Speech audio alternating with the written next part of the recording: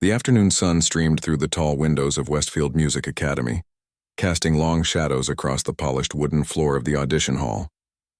Outside, the cherry trees were in full bloom, their pink petals occasionally drifting past the windows like tiny dancers. Inside, the atmosphere was tense with anticipation and nervous energy. Lucas Chen stood in the hallway, his worn sneakers squeaking slightly against the marble floor, as he shifted his weight from one foot to the other. At 12 years old, he was small for his age, with a mop of unruly black hair that fell across his forehead, no matter how many times he pushed it back. His second-hand jacket was a size too big, the sleeves rolled up to expose his thin wrists.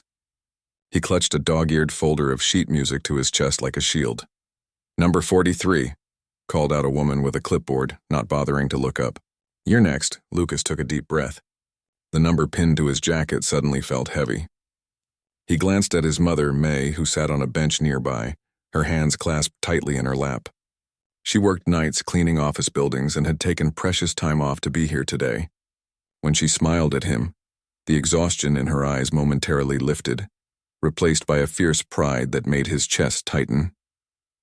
"You play with your heart," she whispered in their native language, "just like your father." Lucas nodded, unable to speak past the lump in his throat. His father had died 3 years ago, taking with him the music that had once filled their small apartment. Sometimes Lucas could still hear the melodies if he closed his eyes tight enough. The door to the audition room opened, and a girl about his age walked out, her face flushed with relief. Her parents immediately surrounded her, their expensive clothes and confident postures marking them as people who belonged in places like this. They didn't even glance at Lucas as they passed. "Number 43, the clipboard woman repeated, this time with a hint of impatience. Lucas stepped forward, his heart hammering in his chest. The woman looked him up and down, her eyebrows rising slightly at his appearance. "Parents wait outside," she said, her tone softening just a touch. May stood and gave him a quick hug. "I believe in you," she whispered before reluctantly taking her seat again. The audition room was larger than Lucas had imagined, with high ceilings and walls lined with portraits of stern-faced men and women who seemed to be judging him already. In the center stood a magnificent grand piano, its black surface gleaming under the chandelier. Around it sat 5 adults at a long table, their expressions ranging from bored to mildly curious. At the center sat a woman who could only be Director Elaine Foster. Even seated, she commanded attention, her silver-streaked dark hair pulled back into a tight bun, her blue eyes sharp as they assessed him. She was known throughout the music world for her exacting standards and the exceptional musicians that graduated from her academy. Some called her brilliant. Others called her brutal. "Your name?" she asked, not looking up from the papers in front of her. "Lucas Chen," he replied, his voice coming out smaller than he intended. "Speak up, please." "Lucas Chen," he repeated louder this time. "Age?" 12. "And what will you be playing for us today, Mr. Chen?" "Chopin's Nocturne in E-flat major, Opus 9, number 2, he said, the title practiced many times in front of the bathroom mirror. This got her attention. She looked up, her eyes narrowing slightly. "That's an ambitious choice. Who is your current teacher?" Lucas swallowed hard. "I don't have one." A murmur ran through the panel. Director Foster leaned forward. "I'm sorry, did you say you don't have a teacher?" "No, ma'am." "Then who prepared you for this audition?" Lucas hesitated. "I taught myself.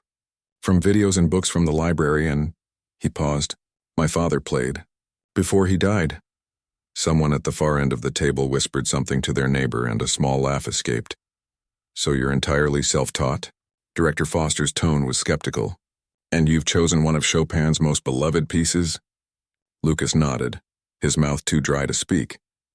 A young man sitting at the end of the table leaned over to whisper something to Director Foster. She listened, then let out a short laugh. "If he plays the piano as he claims," she said loudly enough for everyone to hear, "I'll kneel right here." More laughter followed, and Lucas felt his face grow hot with embarrassment. He looked down at his scuffed shoes, wishing he could disappear. Part of him wanted to run from the room, back to his mother, back to their small apartment where no one would laugh at him. But then he thought of the night spent practicing on their old keyboard with the missing keys, of his mother working double shifts to keep that roof over their heads, of his father's hands guiding his own over the keys in his earliest memories. He raised his chin and met Director Foster's amused gaze. "May I play now?" he asked quietly. She gestured toward the piano with an elegant wave of her hand. "By all means." Lucas approached the instrument, feeling every eye in the room on him. The piano was larger than any he had ever played. Even the public one at the library, which he could only use for 30 minutes at a time when no one else was waiting, was nothing compared to this masterpiece. He placed his folder on the stand and opened it, though he didn't need the sheet music. The notes lived in his head, in his heart, in his fingertips. He had played this piece hundreds of times on their old keyboard, imagining it sounded like this magnificent instrument before him. As he sat on the bench, adjusting it slightly to reach the pedals, he heard more whispers and a poorly suppressed snicker. His hands trembled as he positioned them over the keys. He closed his eyes. In the darkness behind his eyelids, he saw his father sitting beside him on their old piano bench, smiling as he played. "Music isn't in the instrument, Lucas," he had said. "It's in you." Lucas took a deep breath and began to play. The first notes hung in the air like dewdrops, delicate and perfect. His fingers moved across the keys with a lightness that belied the hours of practice, the countless repetitions, the determination that had brought him here. The rich, full sound of the grand piano was so different from what he was used to. But his body adjusted instinctively, fingers pressing with just the right pressure, his foot working the pedal to blend the notes into a flowing river of sound. The whispers stopped. The shuffling of papers ceased. Lucas didn't notice. He was lost in the music now, his small body swaying slightly with the crescendos and diminuendos. The piece was romantic, dreamy, with a touch of melancholy that always reminded him of his father. Not the sadness of his absence, but the beauty of his memory. The middle section flowed from his fingers with increasing confidence. This was the part he had struggled with the most at home. The left-hand arpeggios demanding a stretch his small hands could barely manage. But today, on this perfect instrument with the weight of the moment pressing on him, his hands seemed to know exactly what to do. He didn't see Director Foster's smirk fade, didn't notice her straighten in her chair or the way her eyes widened slightly. He didn't see the other judges exchange glances or the clipboard woman step into the room. Drawn by the music floating down the hallway, as he approached the final bars, Lucas allowed himself to add the slightest personal touch, a barely perceptible hesitation before the final phrase, emphasizing the resolution in a way that was subtle, but distinctly his own. It was something his father might have done. A small signature on a beloved piece. The final notes lingered in the air, seemed to dance among the dust motes in the sunbeams before slowly fading away. Only when the last echo died did Lucas open his eyes. The room was completely silent. 5 pairs of eyes stared at him with expressions ranging from shock to confusion to, was it possible? Respect. Director Foster's face was unreadable. She stood slowly, her chair scraping against the floor in the quiet room. For a moment, Lucas thought she might ask him to leave, to stop wasting their time. Instead, she walked toward him, her heels clicking on the wooden floor. She stopped beside the piano bench and studied his face carefully, as if seeing him for the first time. Then, without a word, Elaine Foster did something no one in that room had ever witnessed before. She lowered herself to one knee beside the bench.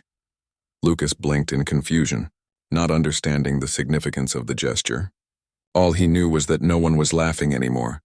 "Who are you?" she asked quietly, her voice stripped of its earlier condescension. "Where did you learn to play like that?"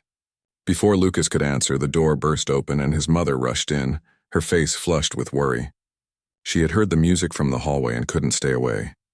"I'm sorry," she said, looking anxiously between Lucas and the kneeling director. "Is everything okay?" Director Foster rose to her feet, composing herself quickly. She cleared her throat and addressed the other judges. "We'll take a 15-minute break," she announced. Then she turned to Lucas and his mother. "Mrs. Chen, I'd like to speak with you and your son in my office." As they followed Director Foster from the room, Lucas noticed the other judges whispering among themselves, stealing glances at him. The young man who had made the kneeling joke looked particularly shocked. Lucas didn't understand what had happened or what it meant. All he knew was that for those few minutes playing on that beautiful piano, he had felt his father's presence more strongly than he had in years. And somehow he had made these important people listen. His mother squeezed his hand as they walked down the hallway. "What did you do in there?" she whispered. Lucas shrugged, a small smile finally breaking through his nervousness. I just played, he said simply, like Dad taught me. Director Foster's office was nothing like Lucas had imagined. Instead of the cold, intimidating space he expected, the room was warm and filled with light. Bookshelves lined the walls, packed with music scores and biographies of famous composers. A baby grand piano stood in the corner by the window, sheet music spread across it. Photos of smiling students holding trophies and certificates decorated one wall. Lucas and his mother sat in plush chairs across from the director's desk, both perched nervously on the edge of their seats. Mee held her worn purse tightly on her lap, her knuckles white. Lucas couldn't stop his leg from bouncing up and down. Director Foster entered carrying a tray with 3 cups of tea. The formality of her earlier demeanor had softened somewhat, though her eyes remained sharp and assessing as she placed cups in front of them. Mrs. Chen, your son has quite remarkable talent, she said, settling into her chair. I've been directing this academy for 15 years, and I've rarely heard a child his age play with such authenticity. May smiled uncertainly. Thank you, she said, her accent thicker with nervousness. Lucas works very hard. I'm sure he does, Director Foster replied, stirring her tea. But there's something else there, something that can't be taught. She focused her gaze on Lucas. You said your father played? Lucas nodded, wrapping his hands around the warm teacup. He was really good. He used to play in restaurants and hotels back in Taiwan before we moved here. Was he classically trained? No, May answered. He learned from his father, who played in a jazz club. He could play anything after hearing it once. Her voice softened with memory. He had magic in his fingers. Director Foster leaned forward. And you, Lucas? How exactly have you been learning since your father passed? Lucas stared into his tea.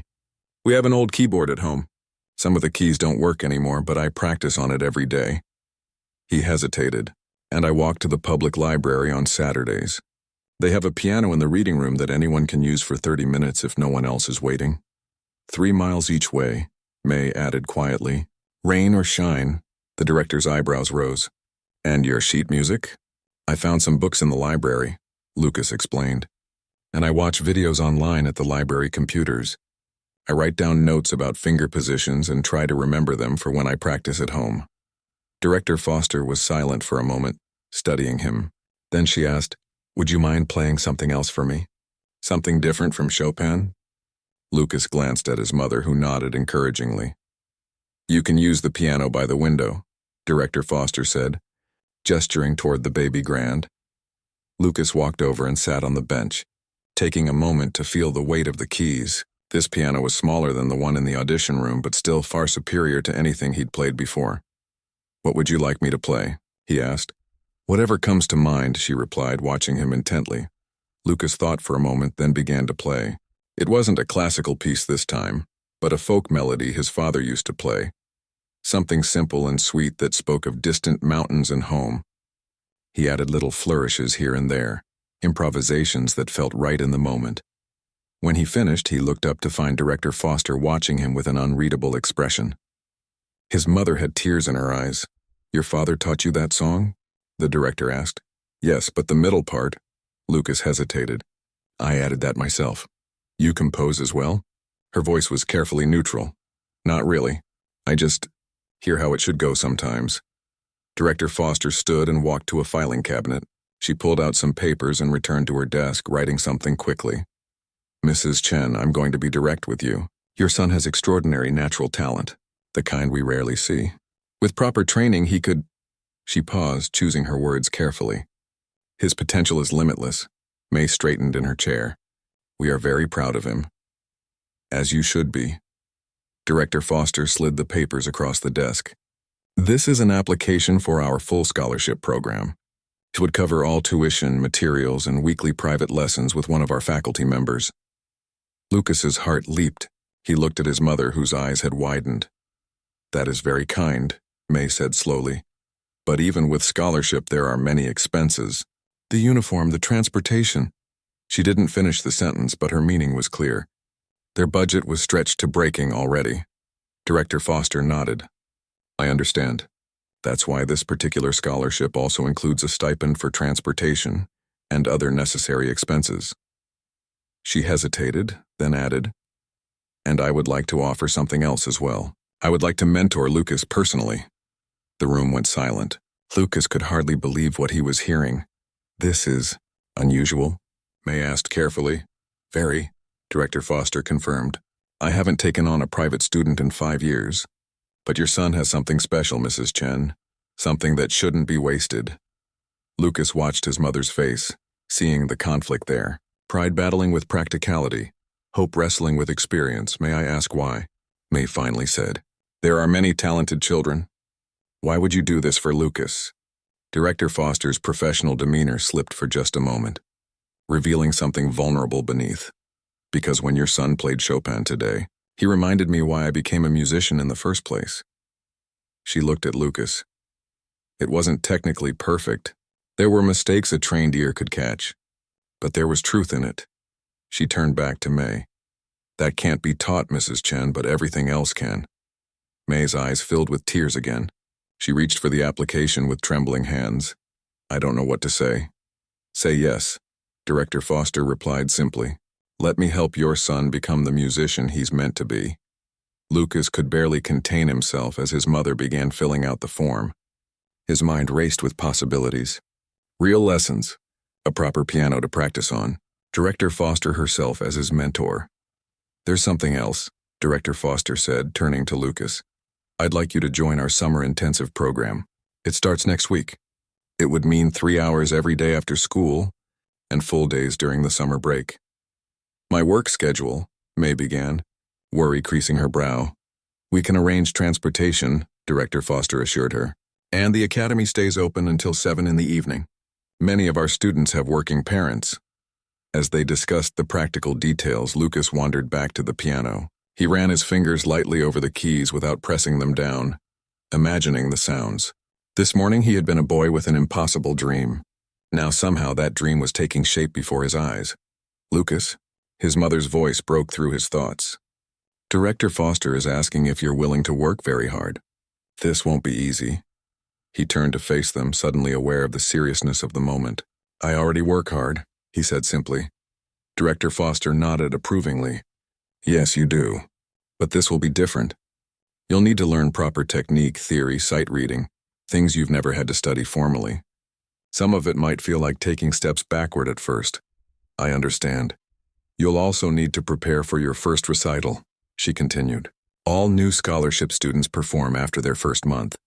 It's a tradition. Lucas's stomach tightened with nerves, but he nodded again. Well then, Director Foster stood and extended her hand first to May, then to Lucas. Welcome to Westfield Academy. Mr. Chen, classes begin at 9 on Monday. As they prepared to leave, the director walked them to the door. One more thing, she said, her professional tone returning. What happened in the audition room today, my reaction to your playing? You don't need to explain, May said kindly. Perhaps not, but I'd like to. Director Foster looked at Lucas directly. In this world, people will often underestimate you based on appearances. They'll make judgments before they've heard a single note. What you did today, you changed everyone's mind in that room in less than 5 minutes. Remember that feeling? Lucas nodded, understanding more than she might have expected. He had seen how people sometimes looked at his mother on the bus, how they spoke slower and louder as if she couldn't understand. He had noticed the subtle shifts when people learned where they lived or what his mother did for work. I won't forget, he promised. As they walked out of the academy, the late afternoon sun bathed the stone building in golden light. Lucas felt like he was walking in a dream. His mother was quiet beside him, clutching the scholarship papers. Are you okay, Mom? He asked as they waited for the bus. She smiled at him, her eyes bright with unshed tears. Your father would be so proud, she whispered. So very proud. Lucas leaned against her shoulder, watching as their bus appeared around the corner. Do you think I can really do this? He asked quietly.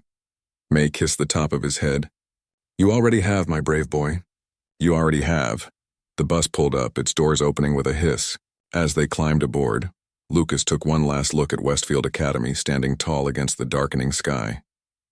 Yesterday it had been just a building he passed on the bus, a place for other people's children. Today it had become part of his story.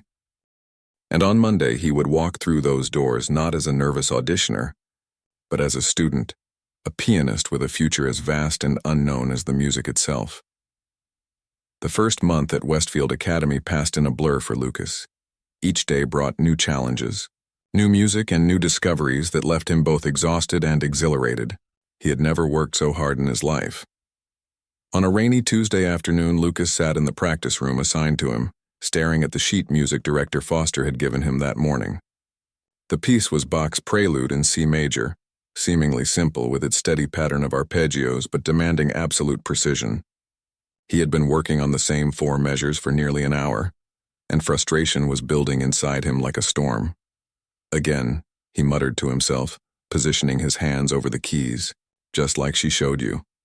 He began to play, focusing intently on keeping his wrist loose, his fingers curved just so, his thumb passing under smoothly as Director Foster had demonstrated. The notes flowed beautifully for a few seconds before his pinky finger slipped, hitting a jarring wrong note.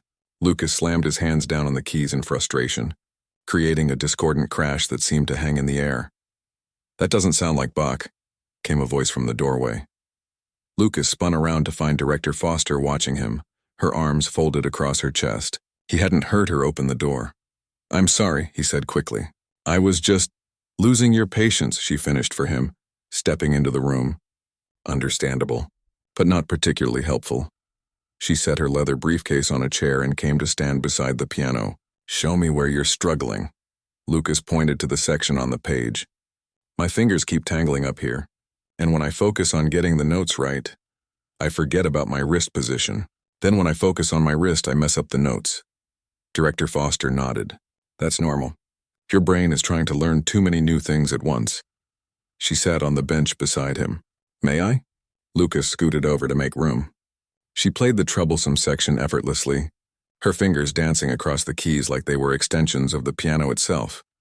"Now watch my hand closely," she instructed, playing the passage again, slower this time. "See how the movement is continuous? Not choppy or forced?" Lucas nodded, studying her fingers. "Your technique needs work, but that's to be expected," she said matter-of-factly. "You've developed some habits from teaching yourself that we need to correct. But your musicality..." She paused, searching for the right words. "That's something special." She stood up. "Take a break. We've been pushing hard and you need to rest your hands. Come with me."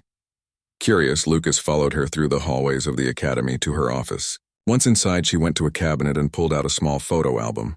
"Sit," she said, gesturing to the chairs by the window. She handed him the album. "Open it." Lucas carefully opened the cover to find black and white photographs of a young girl at a piano.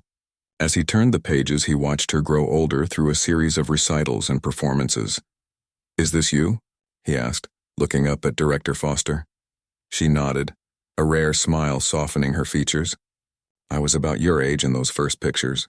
I started playing when I was 5. Lucas studied a photo of teenage Elaine receiving a trophy, her face serious even in victory. "You never smile in these pictures," he observed. "Music was serious business in my family," she replied, her voice taking on a distant quality. "My mother was a concert pianist. My father conducted the symphony. There was no room for joy." She said the last word as if it were foreign to her. She took the album back, running her finger over one of the photos. "I was technically perfect. My professors at the conservatory said I had the most precise technique they'd ever seen." She closed the album. But something was missing. I knew it even then. Lucas waited, sensing there was more to the story.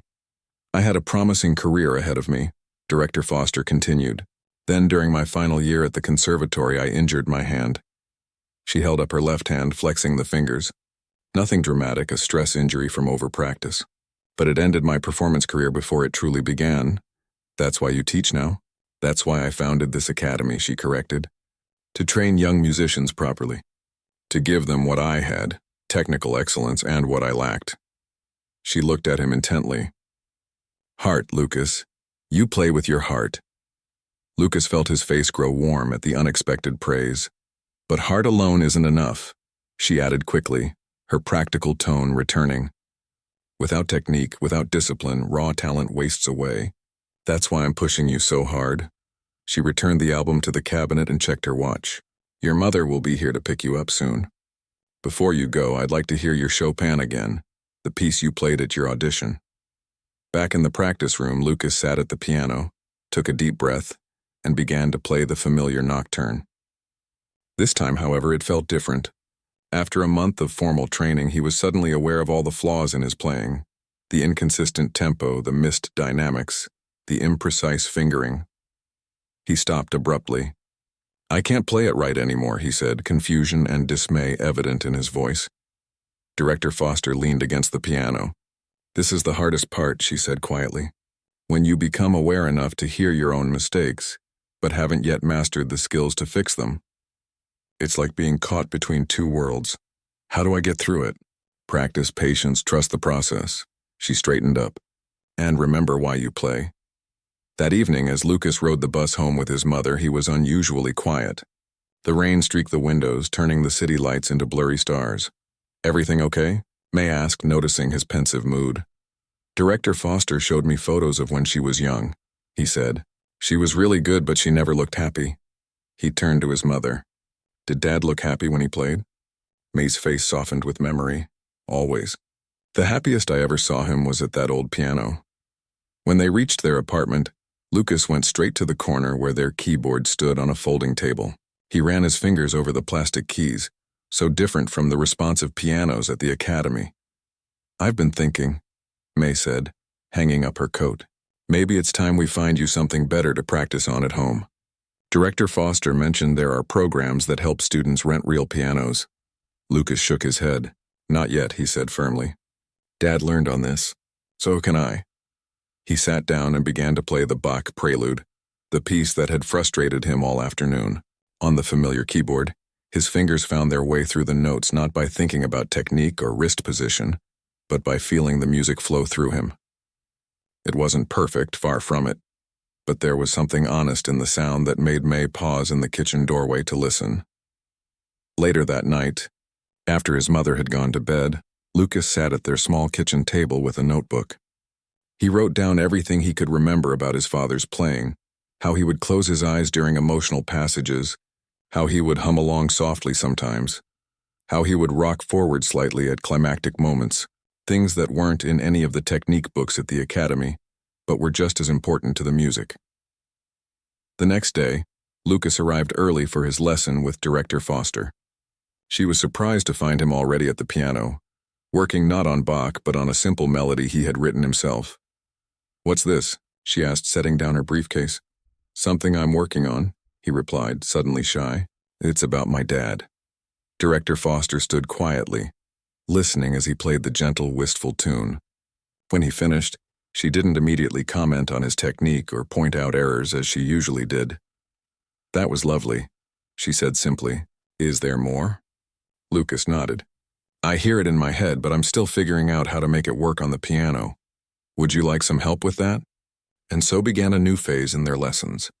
Alongside the classical repertoire and technical exercises, Director Foster began teaching Lucas the basics of composition. She was strict as ever, demanding excellence and precision, but something had shifted subtly in their relationship. A mutual respect had taken root. One afternoon, as Lucas was packing up after a particularly grueling lesson, Director Foster handed him a folder. "What's this?" he asked, opening it to find sheet music he didn't recognize. "Your piece for the winter showcase," she replied. "It's in 6 weeks. You'll be performing alongside our advanced students." Lucas flipped through the pages, his eyes widening. It was a Beethoven sonata, far more complex than anything he'd tackled before. "But I'm not ready for this," he protested. "I'm still working on Bach and—" "You're ready," Director Foster cut him off firmly. "It's time to challenge yourself." As Lucas studied the densely notated pages, a question formed in his mind. Could I play my own piece instead? The one about my father? Director Foster's expression didn't change, but something flickered in her eyes. The winter showcase is a formal classical recital, not an opportunity for experimentation. The Beethoven is more appropriate. "But you said yourself that I play with heart," Lucas persisted. "This piece has my whole heart in it. And it's beautiful, Lucas, for a beginning composition. But it's not showcase material." Lucas wanted to argue further but knew from experience that when Director Foster used that tone, the discussion was over. He put the Beethoven in his backpack without another word. That night, as snow began to fall outside their apartment windows, Lucas sat at the keyboard long after his mother had gone to bed. He played the Beethoven, then his own composition, then the Beethoven again. Both pieces spoke to him, but in different languages. One showcased technique and classical training. The other told his story, his father's story. As his fingers moved over the keys, Lucas made a quiet decision. He would learn the Beethoven perfectly, just as Director Foster wanted. But he wouldn't give up on his own music either. Somehow, he would find a way to honor both his new teacher and the memory of his father, who had first placed his small hands on a keyboard and shown him that music was more than just notes on a page. It was the language of the heart. Snow fell steadily outside the tall windows of Westfield Academy as Lucas practiced the Beethoven Sonata for what felt like the 100th time that week. His fingers moved mechanically over the keys, hitting all the right notes at all the right moments. But even he could hear that something was missing. "Stop," Director Foster said from where she stood by the piano. "Just stop." Lucas's hands froze above the keys. The practice room fell silent except for the soft ticking of the metronome on top of the piano. "What am I doing wrong?" he asked, frustration edging his voice. He'd been working on this piece for 3 weeks now, spending every spare moment on it. Director Foster sighed and turned off the metronome. "Technically nothing. You've mastered the notes, the tempo, the dynamics." She leaned against the piano, studying him. "But you're not connecting with it. You're playing Beethoven like it's a math problem, not music." Lucas stared down at the keys. He wanted to explain that the Beethoven felt like a borrowed suit. Impressive, but not quite his. Instead, he just nodded. "Let's take a break," Director Foster suggested, checking her watch. "You've been at it for 2 hours straight." She walked to the window, watching the snow pile up in the courtyard below. "The winter showcase is only 3 weeks away," she said, her back to him. "Most of my students would be thrilled to be included, especially after just a few months of training." "I'm grateful," Lucas said quickly. "Really, it's just what?" Lucas took a deep breath. "When I play this piece, I don't feel anything. It's like I'm just pushing buttons in the right order." Director Foster turned to face him, her expression unreadable. "Music isn't always about feeling, Lucas. Sometimes it's about discipline, about respecting the composer's intentions, about technical excellence. But isn't it supposed to be both?" he asked. "You told me once that I play with heart, but now it seems like all we care about is technique." The words hung in the air between them. Lucas immediately regretted them, afraid he'd gone too far. Director Foster was silent for a long moment, and he braced himself for her displeasure. To his surprise, she sat down on the piano bench beside him. "When I was about your age," she said, her voice softer than usual, "I was preparing for a major competition. I'd been working on a Chopin ballad for months. My technique was flawless, but my teacher kept telling me it lacked soul." She smiled faintly at the memory. "I was so frustrated.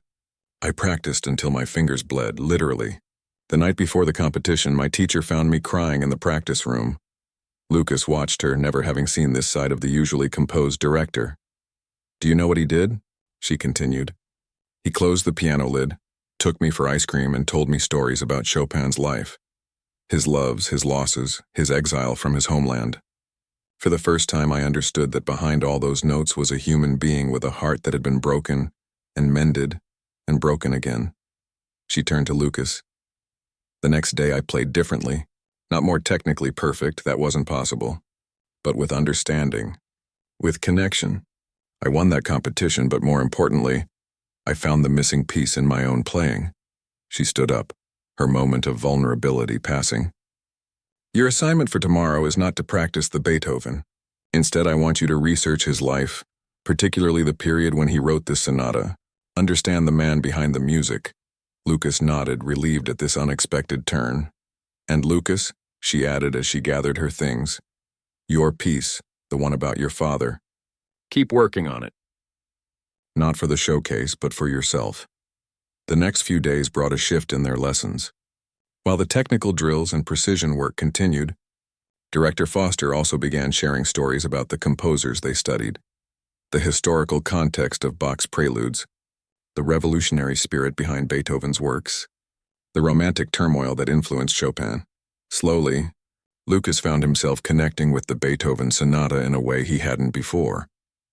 He began to hear the composer's determination in the forceful chords, his defiance against his growing deafness in the triumphant finale. But late at night, when the apartment was quiet, he still returned to his own composition, adding to it bit by bit, pouring his memories of his father into every note. 2 weeks before the showcase, May came to pick Lucas up after his lesson and found him and Director Foster deep in conversation about Beethoven's life. "He sounds like he was difficult to get along with," Lucas was saying as his mother entered the practice room. "Brilliant people often are," Director Foster replied with a small smile. She nodded politely to May. "Mrs. Chen, perfect timing. Lucas just played through the entire sonata without a single error."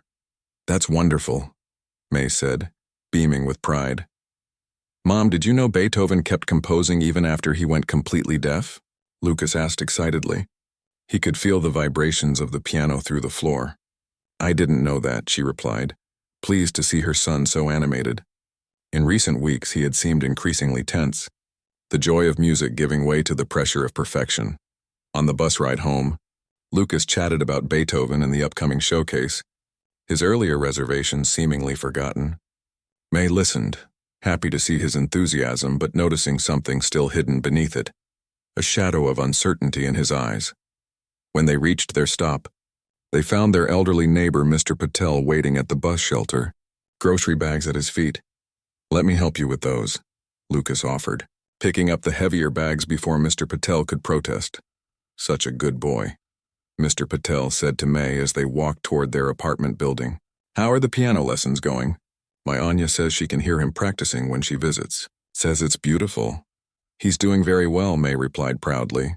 "He'll be performing in a special concert soon." "Will you play something for an old man?" Mr. Patel asked as they reached his door. "Just a short piece?" "My wife loved piano music." Lucas looked at his mother, who nodded her permission. Inside Mr. Patel's small apartment, Lucas sat at an upright piano that had seen better days. The finish was worn, and a few keys were yellowed with age, but when he tested it, the sound was surprisingly rich and warm. "It was my wife's," Mr. Patel explained. "She played every day until her hands couldn't manage it anymore. No one's touched it in years." Lucas thought for a moment about what to play. The Beethoven would showcase his technical progress, but somehow it didn't feel right for this moment. Instead, his fingers found the opening notes of his own composition, the piece about his father. As he played, the simple melody filling the small apartment, he added new elements he'd been working on, subtle harmonies in the left hand, a bridge section that spoke of loss and remembrance. He forgot about technique, about the upcoming showcase, about Director Foster's expectations. He simply played from his heart, for Mr. Patel, for his mother, for his father's memory. When he finished, he looked up to find Mr. Patel wiping his eyes. "That reminded me of her," the old man said softly. "Thank you." On the way upstairs to their own apartment, May put her arm around Lucas's shoulders. "That piece you played," she said. "It wasn't Beethoven." "No," Lucas admitted. "It's something I've been working on." "About Dad?" May was quiet for a moment. "Will you play that at your concert?" Lucas shook his head. "Director Foster wants me to play Beethoven. She says my piece isn't ready.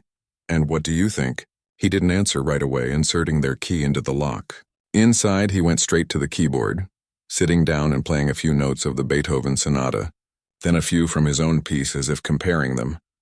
"I think," he said slowly, "that I want people to feel something when I play. Like Mr. Patel did just now." He looked up at his mother.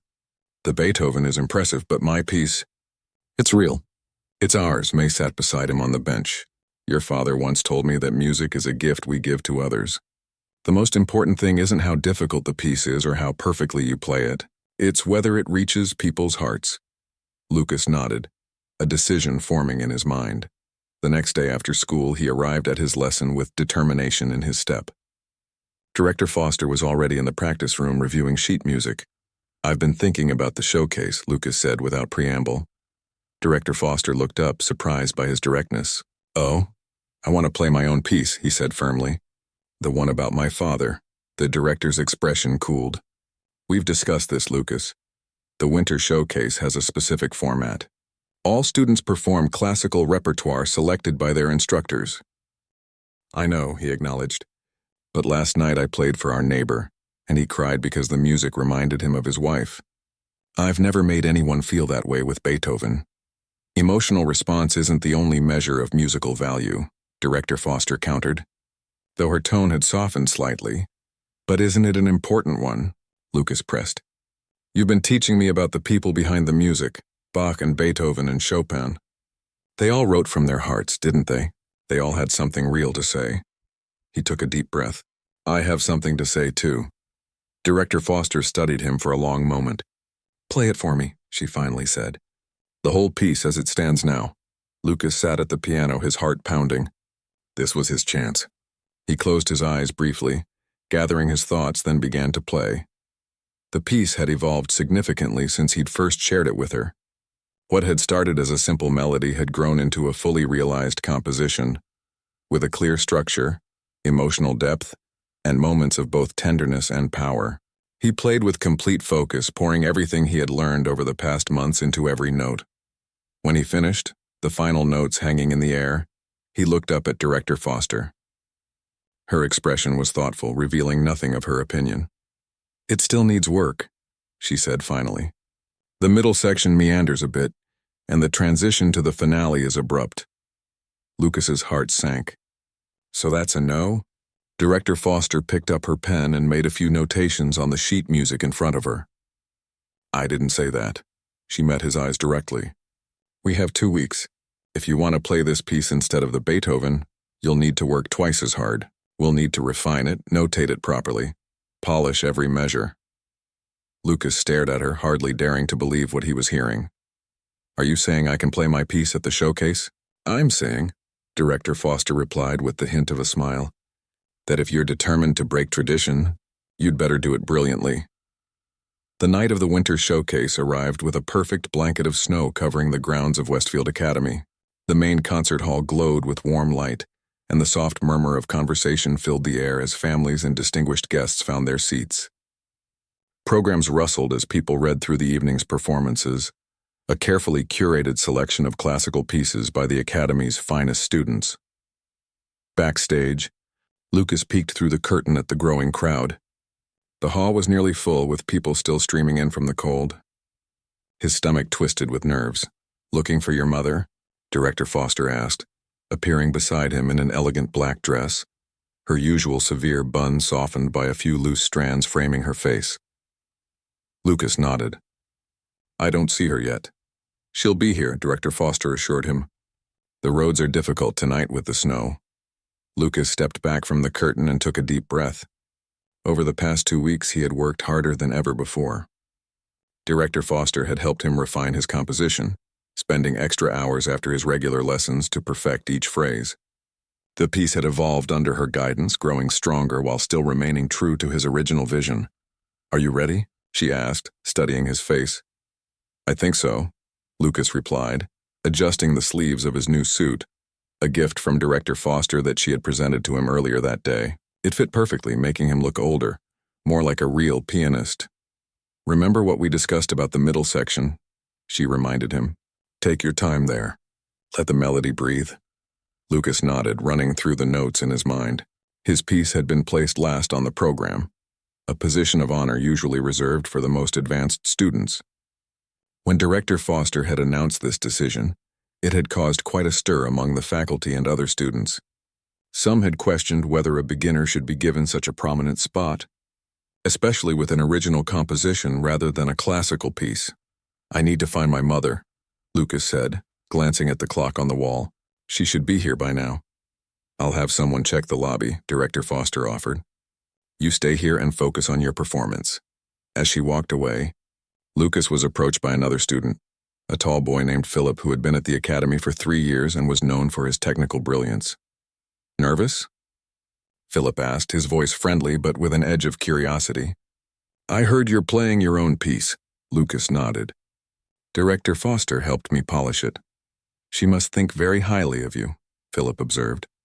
She's never let any of us play our own compositions at a showcase before. Before Lucas could respond, the concert hall lights dimmed, signaling 5 minutes until the start of the program. Students began to take their positions, and Lucas moved to his assigned seat in the wings where he would wait for his turn. The showcase began with a string quartet, followed by a series of solo piano performances by students of various ages. Each played their classical pieces with precision and skill, earning appreciative applause from the audience. Lucas watched, both impressed by their abilities and increasingly anxious about his own upcoming performance. Halfway through the program, during a brief intermission, a staff member approached Lucas. "Your mother just arrived," she told him. "She asked me to tell you she's sorry she's late. The bus was delayed because of the snow." Relief washed over Lucas. "Thank you. Is she sitting in a good spot? Can she see okay?" The woman smiled. Director Foster had a seat reserved for her in the front row. As the second half of the showcase began, Lucas's nerves intensified. He tried the breathing exercises Director Foster had taught him, but his heart continued to race. This would be the largest audience he had ever played for, and the first time anyone besides his mother, Mr. Patel, and Director Foster would hear his composition. Finally, after what seemed like hours, the second-to-last performer took her bow to enthusiastic applause. Lucas stood wiping his damp palms on his pants as Director Foster approached the microphone on stage. "Our final performance tonight," she announced, "is somewhat unconventional. One of our newest students will be playing an original composition." She paused, and Lucas could feel the curiosity rippling through the audience. "When this young man first came to our academy, I made a rather rash statement. I said that if he could play the piano as he claimed, I would kneel right there." A small smile touched her lips.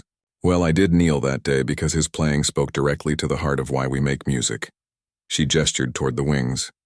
"Please welcome Lucas Chen performing his original composition, My Father's Hands." Lucas walked onto the stage, the spotlight momentarily blinding him.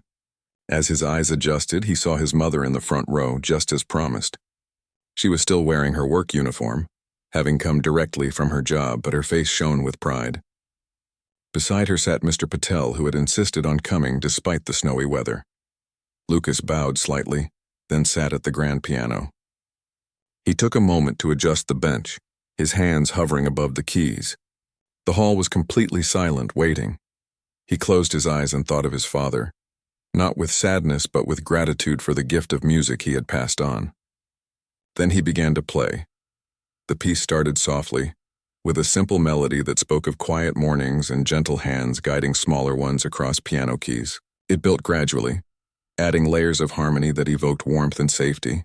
The middle section, which had once meandered, now told a clear story of loss, notes that questioned and searched, that expressed the confusion of a child trying to understand why someone they loved was gone.